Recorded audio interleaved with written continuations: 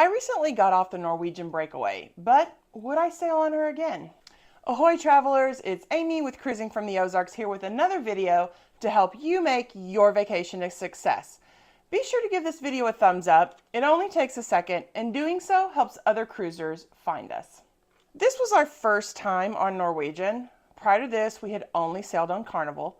As budget cruisers, it usually fit our bill the best, but we're slowly trying out different lines, with Norwegian being the first, and then we have an MSC cruise on the books for 2024. We were really excited for this cruise, not just because it was our first in 3 years, but we were excited to try out a new line and ship. Let's be honest, many people equate Carnival as the Walmart of the seas, which I've always taken a little offense to because I just don't think that's true. However, I really do want to try out other lines so I can see if we're missing out and maybe we just don't know any better. We really want to try other lines and decide if there's one that we like best, or maybe we like multiple lines and choose to book a cruise based on itinerary and budget. Because of all this, we started making a list of what we like better on Norwegian and the things we thought have been better on our Carnival cruises. Now, we did try to take into consideration that some things may just be different due to the changes since the startup. And one of those, I'm sure, is service. When I say we created a list, I mean we literally created a list of cruise experiences and then wrote down whether we felt that experience was better on Norwegian or Carnival. Let me warn you right now, this is going to be a longer than usual video because I'm going to go through all the major venues on the Breakaway. Still, I had to break this into multiple parts. Let's see which line is ahead at the end of part 1. So should I just reveal the results, or should we start a ticker to keep track and see who comes out on top? At least in our opinion. Come on, you know what we're going to do. Start the ticker. Let me just preface this video by admitting that our experience on both lines is limited. I've been on 4 cruises prior to this one, 3 Carnival ships. One of those was over 20 years ago, and then I've been on the Dream twice. Mom's been on 2. The only Norwegian ship we've both been on is the Breakaway. Still, everyone starts somewhere, and first impressions are very important, especially when it comes to vacations. People aren't going to rebook a vacation unless they love it the first time. That goes for land and sea vacation. Let me warn you right now, this is going to be a longer than usual video because I'm going to go through all the major venues on the Breakaway. Still, I had to break this into multiple parts. Let's see which line is ahead at the end of part 1. Let's start on the Lido. There are 2 areas of the ship that I think are the biggest draws, and the Lido is usually one of them. When I think of the Lido, I think of pools and sunbathers and the buffet. This was an easy choice. The Breakaway Lido, which is found on deck 15, wasn't this relaxing and fun place like I envision a ship's Lido to be. The space around the pool, the one real pool that you can swim in, was very crowded with little space for loungers next to it out in the sun. There's some room with a space behind that's covered, but it just seems so crowded there for me.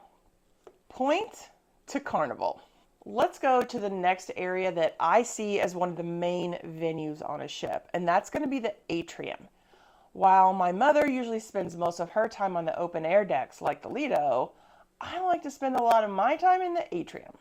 At this point, most of my friends and coworkers know not to expect me to come back from my cruises with a tan, because I just don't like spending my time being hot and baking in the sun. It's not my thing. Instead, I'd rather be next to a bar with air conditioning and some mild entertainment. The Atrium definitely fits that bill. Throughout the day, there's going to be games and trivia, crafts, and more. I enjoy being able to either participate or people watch. I love to people watch. During downtimes, I can even enjoy a book if I want. So how did the Atrium on the Breakaway compare to my experiences on that of the Carnival? Not great. While I still enjoyed my time there, it wasn't as relaxing and enjoyable as I've been used to. After a week on the Breakaway, I chalked this up to how they use their venues. On Carnival ships that I've been on, both the theater and the Punchline or Comedy Club are used throughout the day for various activities like bingo and game shows, the ones that draw a large crowd. But on the Breakaway, they funneled all of those activities into the Atrium, which just is not big enough to hold all the people that wanted to attend, especially in the evenings. Now, I'm not sure why Norwegian chooses to do this because it causes a lot of issues. The atrium ends up filled with people trying to find a seat, and the bar is swarmed with cruisers trying to get a drink. It is chaotic most evenings. If you want to watch something like Battle of the Sexes, you need to get there an hour early so you can start scoping out the seats, watching them like a hawk, waiting for someone to leave so you can swoop in. Now, I'm going to be fair and state that I rarely went to the Atrium in the evenings on Carnival due to how they organize their events, with the Atrium usually just being used for bands in the evening, not the popular game shows and other entertainment attractions. Point to Carnival. Let's dive into some food with who has the best buffet. Now, I know that the buffet is a popular place for many cruisers to grab something to eat. Personally, we're not fans of eating in the buffet.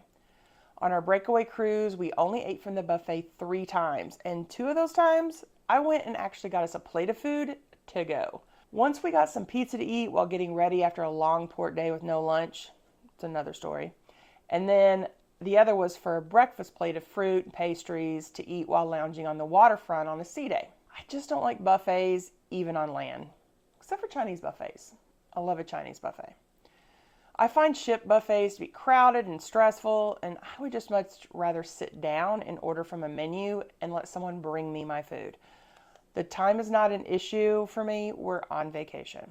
But which line had the better buffet? On the Carnival ships I've been on, the buffets feel more closed in with little to no windows, and the food stations seem a little bit more scattered about.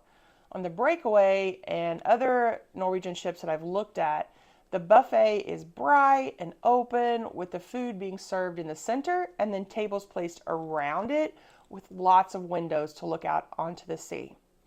Since I don't usually do more at the buffet besides grab some juice in the morning, I really can't speak to which line has the best buffet food. I will say that while Norwegian had pizza ready and available and not this long line, it's because it's not as good a pizza as what you can find on Carnival, which has its own dedicated pizza restaurant. And it's not part of just the buffet. It's not just another buffet station. So who gets my buffet point? Point to Norwegian.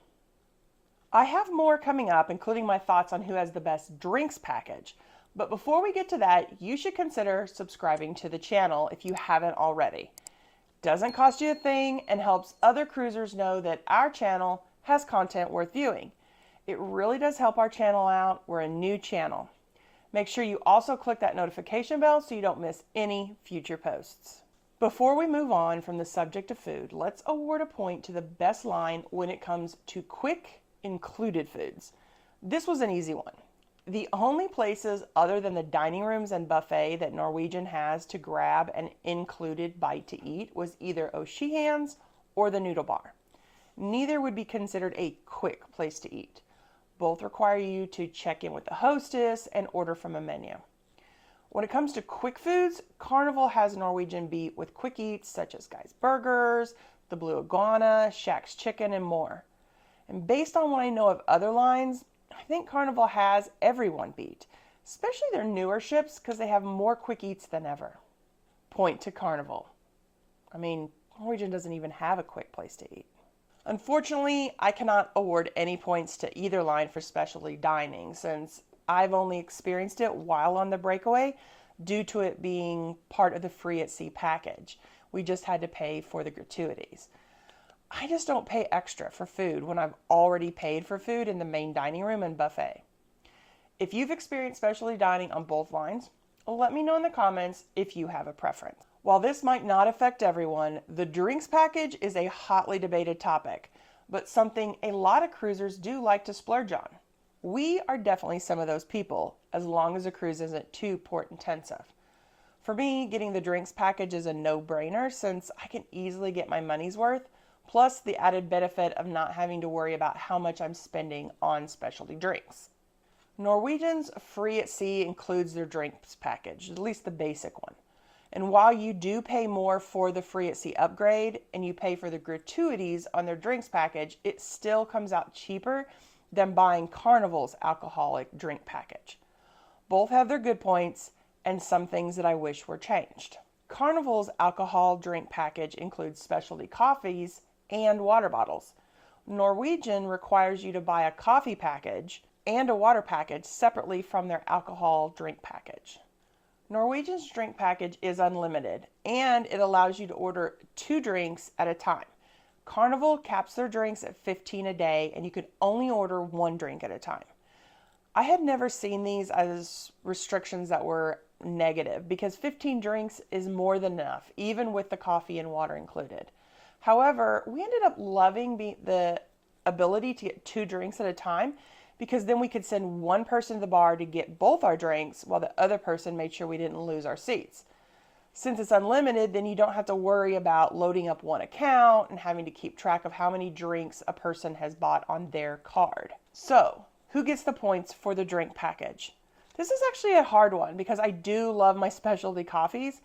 However, since Norwegian's coffee is Starbucks, which is just not my favorite, I found myself not really missing it that much and only purchased 1 iced cold brew on the first sea day.